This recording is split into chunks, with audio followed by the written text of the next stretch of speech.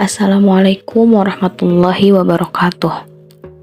Alhamdulillahirabbil alamin wa bihi nasta'in wa ala umuri dunya waddin. Shalatu wassalamu ala asyrafil anbiya'i wal mursalin sayyidina Muhammadin wa ala alihi wa sahbihi ajma'in, amma ba'du.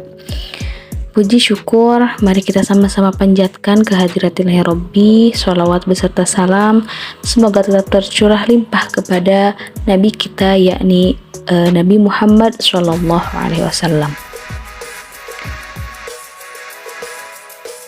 Alhamdulillah, berkat rahmat dan berkah darinya, saya di sini dapat menyelesaikan tugas tentang analisis SWOT. Perkenalkan, nama saya Syifa Almasramdania dari Prodi Pendidikan Agama Islam semester 6.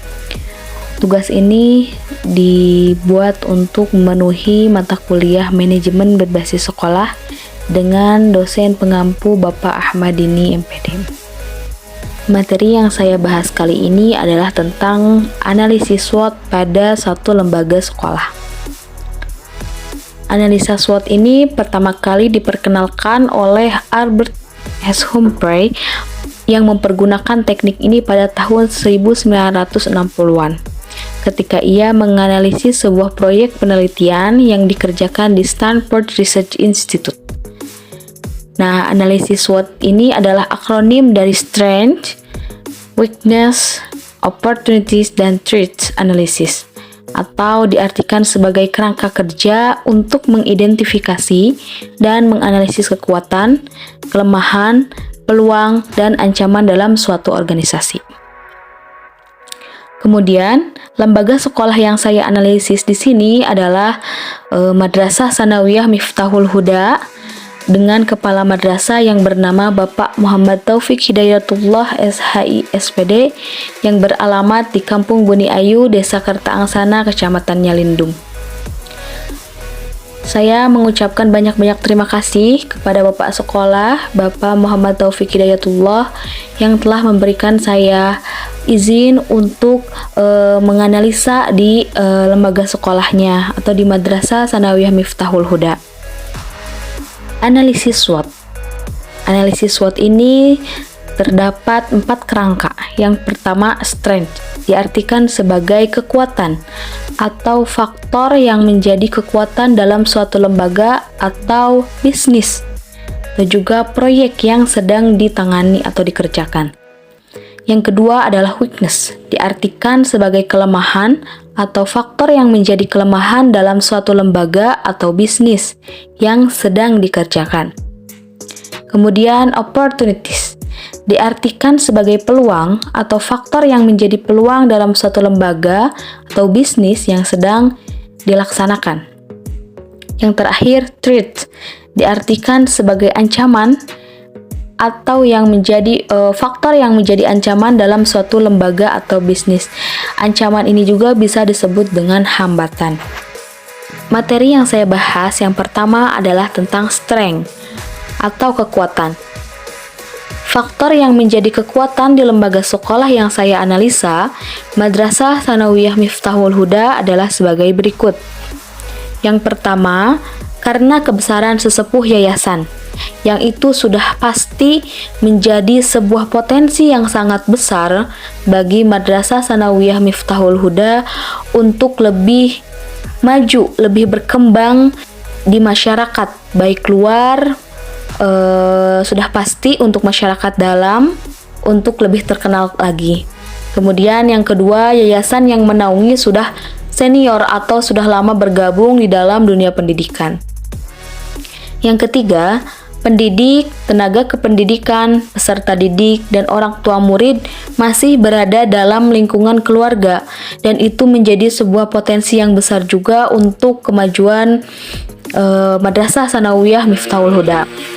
Dan yang terakhir yaitu tahfiz menjadi program unggulan yang kemungkinan tidak semua Madrasah Tsanawiyah atau tidak semua lembaga sekolah menjadikan tahfiz sebagai program unggulan dalam belajar mengajar. Yang kedua yaitu weakness atau kelemahan Faktor yang menjadi kelemahan di sekolah yang saya analisis, Madrasah Sanawiyah Miftahul Huda, adalah sebagai berikut. Yang pertama, sarana dan prasarana yang kurang memadai untuk mendukung proses belajar mengajar. Yang kedua, profesionalitas guru yang kurang maksimal dalam pengembangan diri. Selanjutnya, opportunities atau faktor yang menjadi peluang di sekolah yang saya analisis, Madrasah Sanawiyah Miftahul Huda, adalah sebagai berikut. Yang pertama, menjadi seorang hafiz Al-Quran, minimal juz 30.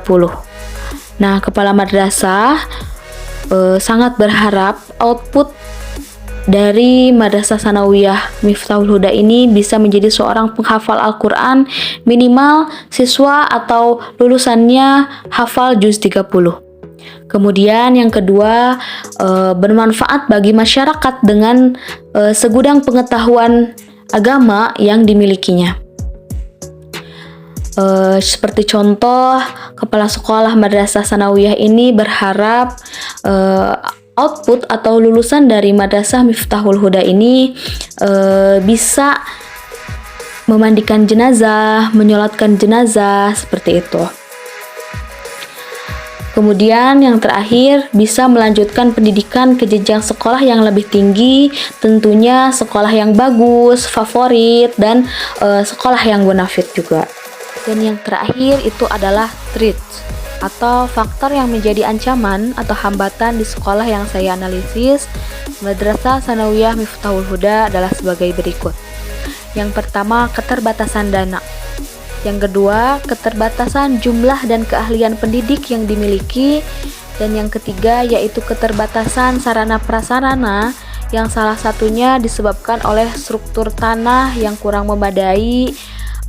Itu menjadi satu hambatan bagi sekolah ini untuk memperluas sekolah atau menyediakan sarana prasarana yang lain untuk mendukung proses belajar mengajar di Madrasah Sanawiyah Miftahul Huda. Demikian materi tentang analisis SWOT, analisis yang saya lakukan di Madrasah Sanawiyah Miftahul Huda. Terima kasih kepada semua pihak yang sudah mendukung demi kelancaran tugas yang saya kerjakan ini. Terima kasih atas segala perhatiannya. Mohon maaf atas segala kekurangannya. Billahi taufiq wal hidayah. Wassalamualaikum warahmatullahi wabarakatuh.